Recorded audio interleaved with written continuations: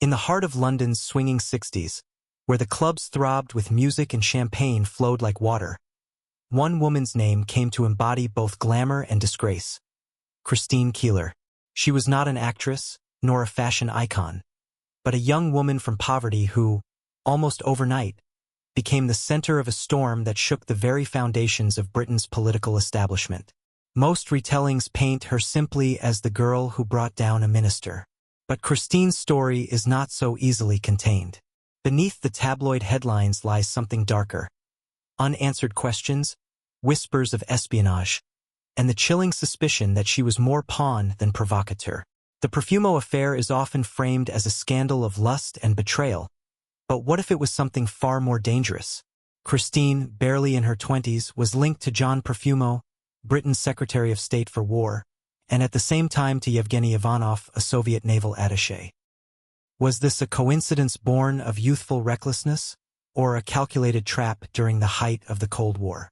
Did secrets of Britain's defense strategy slip through pillow talk, or was Christine simply a scapegoat sacrifice to protect men of power?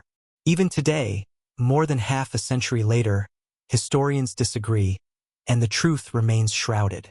And then there is the image, the infamous photograph of Christine Keeler perched naked on a simple wooden chair, arms crossed over her chest, looking both vulnerable and defiant. To some, it was a symbol of liberated sexuality, a snapshot of the new permissive age. To others, it was an omen, a portrait of a woman used up and discarded by a society quick to judge. But was that image staged as art, or was it carefully orchestrated to mark her forever as Britain's fallen woman? What is rarely told is what happened after the scandal. Christine did not vanish quietly. She fought back with memoirs, court testimonies, and even late interviews in which her voice carried a lingering defiance. Yet, behind her words was always the sense of a deeper wound, that she had been cast as the villain in a drama written by powerful men. And as the years passed, the myth of Christine Keeler grew larger, while the real woman faded further into obscurity. This is not just the story of a scandal. It is the story of a young woman caught in the crossfire of politics, Cold War paranoia, and society's obsession with female morality. It is a story of mystery, of whether Christine Keeler was truly a seductress who toppled an empire, or a scapegoat who carried the weight of a nation's hypocrisy. And perhaps, most haunting of all, it is a story that refuses to end, because the questions it raised remain unanswered to this day. Christine Keeler's story did not begin in the corridors of Westminster, nor in the glittering clubs of London's elite. It began in a place of neglect, hardship, and survival. Born in 1942 in Uxbridge, on the fringes of wartime Britain, she grew up in poverty, in a household fractured by an absent father and an unstable family life. By her own accounts, Christine's childhood was marked by loneliness and by a gnawing sense that she was invisible in a world that offered little mercy to poor girls. At just 15, she left school with no qualifications, no support, and little hope. The streets of London promised opportunity, but for a young woman alone, they also promised danger. She found work at Murray's Cabaret Club, a smoky, glamorous, and dangerous establishment where powerful men sought the company of young, impressionable women. This was not the London of polished etiquette and stiff upper lips. It was the London of shadows, of whispered deals made in the back rooms, of champagne-fueled nights that blurred into dawn. Here, Christine quickly learned the unspoken rules of survival. Beauty could open doors, charm could buy protection, but vulnerability could destroy you. She was striking, with her wide eyes and slender figure, and it did not take long before she caught the attention of men far beyond her social station. These were men who wore tailored suits and spoke with authority, men who moved in circles of influence that could shape governments. For Christine, who had once struggled to find food at home, the sudden attention felt intoxicating, almost surreal. Yet, in this new world, the line between glamour and exploitation was razor thin. Murray's was notorious for being more than just a cabaret club. It was a playground where the powerful mingled with the desperate, where introductions were made that would later topple reputations. Christine was still a teenager when she met Stephen Ward, a charismatic osteopath who served as both friend and mentor, and, Some argue, as a manipulative handler who introduced young women to men of wealth and status. It was Ward who would lead her into the circle of John Profumo and Yevgeny Ivanov, setting the stage for the scandal that would define her life. But even before that storm broke, Christine's existence carried an undercurrent of danger. She was entangled with men from London's criminal underworld, including Johnny Edgecombe, whose violent jealousy would later explode into gunfire outside her flat, thrusting her name into the headlines even before the Profumo affair reached its boiling point. Christine's early life was not simply a rise from poverty to high society. It was a descent into a world where power and corruption thrived side by side, where she was valued not for her voice or her mind, but for her youth and allure. Every step deeper into this world was a step further away from innocence, and closer to the storm that would make her infamous. By 1961, Christine Keeler was only 19, yet she had already stepped into the orbit of men whose names were etched into the heart of Cold War Britain. At a country estate party hosted by Stephen Ward, she was introduced to John Profumo, the Secretary of State for War. Profumo was older, married, and powerful, the kind of man whose presence commanded silence in a room. For Christine, it was a heady mixture of desire and danger. He represented everything she had never known: wealth, authority, and the intoxicating sense of being desired by someone untouchable. But fate had its own twisted sense of irony. At nearly the same time, she was also involved with Yevgeny Ivanov, a Soviet naval attaché stationed in London. To outsiders, it might have seemed like a reckless entanglement, the romantic chaos of a young woman swept away by the thrill of forbidden love. Yet, in the shadowy world of the Cold War, such a coincidence was explosive. Britain was on edge, its intelligence services haunted by the specter of Soviet spies infiltrating the government. Suddenly, Christine was not just a young woman with two lovers. She was a potential national threat. When whispers of her affairs reached the press, the story ignited like wildfire. Profumo initially stood before Parliament with cold certainty, declaring there was no impropriety whatsoever in his relationship with Christine. But the truth, as always, has a way of clawing its way into the light. Within months, Profumo was forced to admit the affair and resign. The scandal devastated the government of Harold Macmillan, not only because of the affair itself but because of the lies told to conceal it. A single young woman from a broken home had helped topple one of the most respected men in Britain. Yet, even as the headlines screamed betrayal and lust, deeper questions lingered. Had Christine been used as a pawn by Stephen Ward to broker influence between East and West? Was she, knowingly or unknowingly, an instrument of espionage? Or was she simply guilty of falling into relationships she could not control? The official investigations were murky, and while the establishment rushed to close the scandal, the rumors never truly died. For Christine, the notoriety was suffocating. One moment she was an obscure showgirl. The next, she was on every front page, painted as both a seductress and a national danger.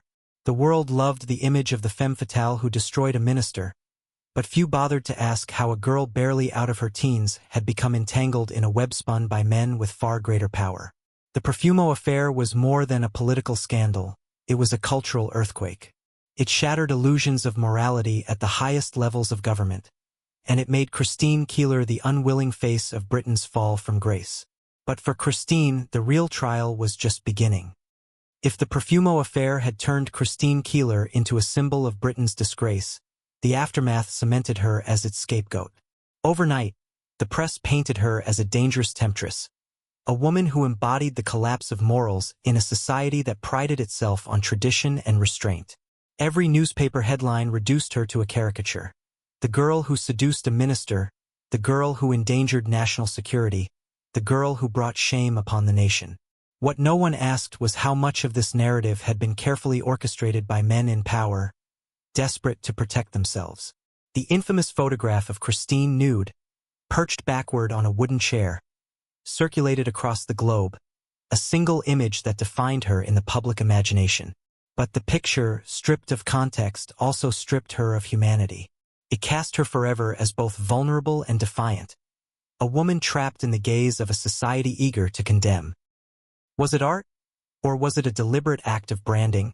ensuring that Christine Keeler would never escape the label of fallen woman? To this day, the question lingers. As the frenzy raged on, Christine's life spiraled. Her connection to London's underworld came back to haunt her. The gunshots fired by her jealous ex-lover, Johnny Edgecombe, outside her flat had already brought police scrutiny. Soon after, she became entangled in another violent dispute involving her friend Lucky Gordon. In court, Christine lied under oath to protect herself, and in 1963, she was sentenced to prison for perjury. The irony was bitter. The powerful men of Whitehall walked away with damaged reputations but intact freedom, while Christine, the girl from nothing, bore the punishment. Prison hardened her. Behind bars, she was stripped not only of her freedom but of the last remnants of her youth. She emerged to a world that no longer saw her as a person but as a scandal incarnate. Friends abandoned her. Opportunities evaporated. She was 21 years old, yet already marked by the press and the courts as a pariah. But beneath the surface of public humiliation lay something more sinister. Whispers that Christine had been deliberately sacrificed, that her imprisonment was not about perjury at all, but about silencing a woman who knew too much, about ministers, spies, and a society built on hypocrisy. Was she jailed for lying, or was she punished for speaking truths the establishment wanted buried? When Christine Keeler walked out of prison, she stepped into a world that had already decided who she was. No matter what she said, no matter how she tried to move on, she was trapped in the shadow of the scandal. Employers would not touch her, friends drifted away, and the press stalked her every move, waiting for another misstep to exploit. She was no longer Christine the girl, nor even Christine the scandal. She was simply a cautionary tale, a symbol of disgrace that Britain never let die. In the years that followed, Christine tried to reclaim her story. She published memoirs, sat for interviews, even spoke candidly about her life and choices. But every attempt was dismissed as opportunism, every word twisted back against her. To the tabloids, she was frozen in time, forever the teenager who seduced a minister and endangered her country. The human being behind the headlines was invisible. Her private life was no less turbulent. Christine struggled with poverty, raising children largely in isolation, moving from one modest flat to another. Those who met her later in life often described a woman who carried a quiet sadness, as though the weight of her past was etched into her very posture. She was not bitter, but she seemed resigned to the fact that she could never escape the myth built around her. Yet beneath the resignation lay something unspoken. Christine believed she had been used, that she was never the architect of scandal, but the sacrifice. Time and again, she hinted at knowledge she carried but could never fully reveal. Secrets of Stephen Ward's network, whispers of information exchanged between lovers during the Cold War, hints that powerful men had far more to lose than she ever did. But those hints were never expanded upon, leaving behind a haunting mystery. Did Christine know more than she dared to tell? As the decades passed, her name faded from the headlines but never from the collective memory of Britain. She became a ghost of the 60s, living quietly while the world around her glamorized and commodified the very culture that had destroyed her. Swinging London was celebrated as an age of freedom and experimentation, but for Christine, it remained the site of her ruin. By the time she reached her later years, Christine Keeler was no longer the fiery young woman in the chair. She was a survivor, living modestly, haunted by the choices of her youth and the punishment society had imposed upon her. The scandal had ended her life before it had truly begun. And yet, even in obscurity, she carried a trace of defiance, as if daring the world to admit that perhaps the real disgrace had never been hers to bear. When Christine Keeler passed away in 2017, the obituaries were conflicted. Some mourned her as a tragic figure, others dismissed her as a cautionary tale. But almost all agreed on one point. She had become a symbol of an age when Britain's polished facade cracked wide open. The Profumo Affair was not just about sex and lies. It revealed a society teetering on the edge of transformation, where old notions of morality collided with a new world of freedom, rebellion, and scandal. Christine, whether she wanted it or not, was its unwilling face. Over the years, cultural historians began to see her differently. Instead of labeling her as a temptress, many reframed her as a victim of power and patriarchy. They argued that Christine had been caught in the crossfire between men who wielded authority and institutions desperate to preserve their reputations. She had been vilified because it was easier to destroy a young woman than to admit that corruption and hypocrisy reached to the highest levels of government. And yet, Christine's story also became iconic in unexpected ways. That haunting photograph of her on the chair, arms folded across her chest, hair falling loosely, took on new meaning with time. It became not only an emblem of scandal, but also a work of art, an image dissected by feminists, photographers, and cultural critics alike. Was it vulnerability, defiance, or a silent indictment of a society that commodified her image while silencing her voice? Perhaps it was all of these at once. Her life has been retold in films, plays, and television dramas, each time reshaping her image for a new generation. In the trial of Christine Keeler, 2019, she was portrayed not as a caricature but as a flesh-and-blood young woman, naive, resilient, and trapped in circumstances larger than herself. These reinterpretations reveal a growing recognition that Christine's legacy is not just scandal, but also survival. Still, mysteries linger. Did she know secrets she never dared to reveal? Did her liaisons truly endanger national security? Or was the espionage angle exaggerated to serve political agendas? And why, after all these decades, does her story continue to haunt Britain's memory? The answers remain elusive, but perhaps that is what makes Christine Keeler endure. She is remembered not simply for what she did, but for what we will never fully know. Christine Keeler died in December 2017, at the age of 75, far from the glamour and notoriety that once consumed her. The end came not with a headline-grabbing scandal, but with quiet illness, a whisper compared to the roar of her youth. For decades, she had been reduced to a myth, the scandalous girl on the chair, but in those final years, she was simply Christine. A grandmother, a woman who had outlived the storm, yet never fully escaped its shadow. What makes her passing mysterious is not the manner of her death, but the life she carried to the grave. Friends and family say she often hinted at things left unsaid, truths buried beneath layers of secrecy. She would allude to conversations that never made it into the official records, to names that never appeared in the press, to connections between politics, espionage, and crime that the establishment quietly sealed away. Did she carry secrets to her deathbed? Secrets that, if spoken, might have changed history? Or were those hints the final defiance of a woman who refused to let the world write the last chapter of her story? The tragedy is that Christine never truly had control of her narrative. From the moment she was thrust into the spotlight, her voice was drowned out by the noise of politics, media, and judgment. In death, the same questions persisted. Was she a reckless young woman whose choices toppled a government? Or was she a scapegoat chosen to shield powerful men from scrutiny? The truth remains hidden, sealed behind official silence and Christine's own unspoken words. There is something haunting in the way her story ends. The girl who once set Britain ablaze with scandal slipped away quietly, leaving behind only photographs, court transcripts, and speculation. Perhaps the mystery lies not in how she died, but in what was never revealed, what she saw, what she knew, and what she chose or was forced to leave unsaid. Christine Keeler's life was a storm, her death, a silence.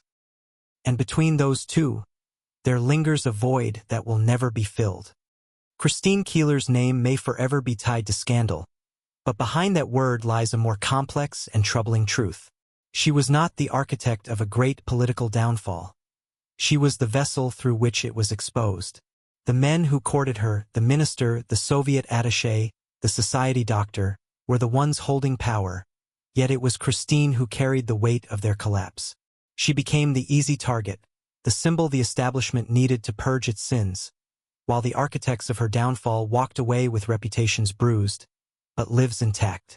Her story is more than the tale of a young woman's affairs. It is the mirror of a nation wrestling with its hypocrisies. In Christine's downfall, we see the hypocrisy of a government that preached morality but lived otherwise. We see the cruelty of a media machine that built her up only to destroy her. And we see the haunting loneliness of a woman who was punished not simply for what she did, but for what she represented. The fear of female sexuality, the paranoia of the Cold War, and the fragile facade of political integrity. Today, Christine Keeler endures as both icon and enigma. The photograph of her on the chair remains one of the most reproduced images of the 20th century. Yet the woman behind it remains misunderstood. Was she a seductress, a victim, a spy, or simply a girl lost in a world too powerful for her to navigate? Perhaps she was all of these or none. The truth, like Christine herself, refuses to be neatly defined. And so we remember her not just as the girl who scandalized a nation, but as the woman who revealed its deepest fault lines. In the silence of her passing, the questions remain, echoing louder than ever. Did Christine Keeler take Britain's darkest secrets with her? Or have we, even now, failed to listen to the truths she tried to tell? If you found her story moving, consider subscribing for more Untold legacies.